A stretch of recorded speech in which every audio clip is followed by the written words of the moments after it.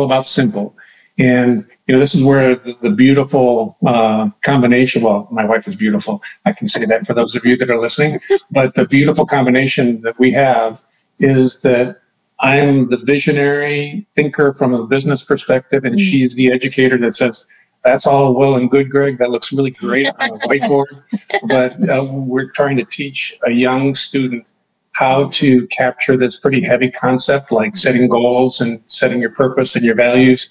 Yeah. How do we share that in increments that are no longer than 2 to 3 minutes? Yeah. And the beauty is that we've been able to do that. And it takes the strengths of both of our, our skill sets. Mm-hmm. And so what we do is we basically break down goals into 4 different, what we call success elements. They are health, wealth, wisdom, and relationships. Oh, and so when you are in the school years, your major job is not wealth.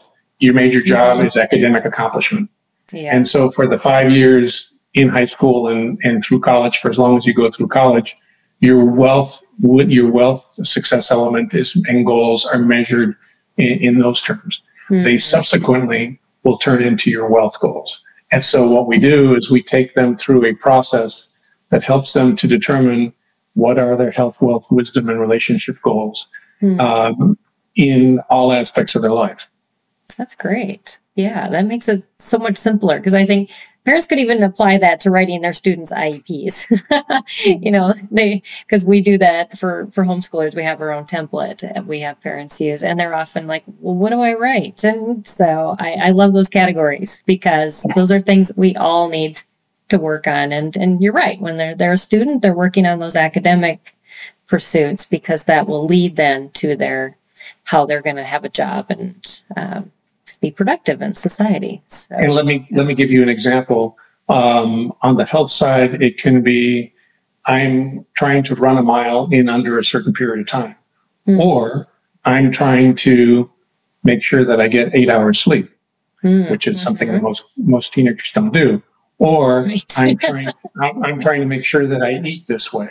And so those are very specific goals they set up for themselves. Mm-hmm. If we choose to do it, just to show you how it works across the gamut, from a relationship perspective, what is my relationship with my teachers? What is my relationship with my family? Mm-hmm. What is my relationship with my faith?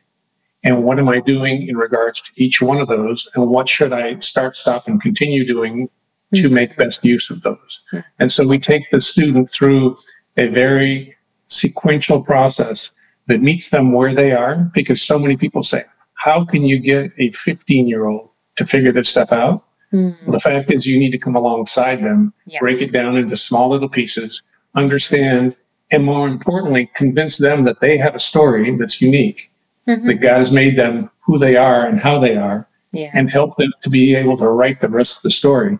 That sounds kind of, what am I trying to say? You want them to be I'm not trying to make that, you're trying to just really be real. Mm-hmm. And the fact is, each one of them has a story, and we want them to live it.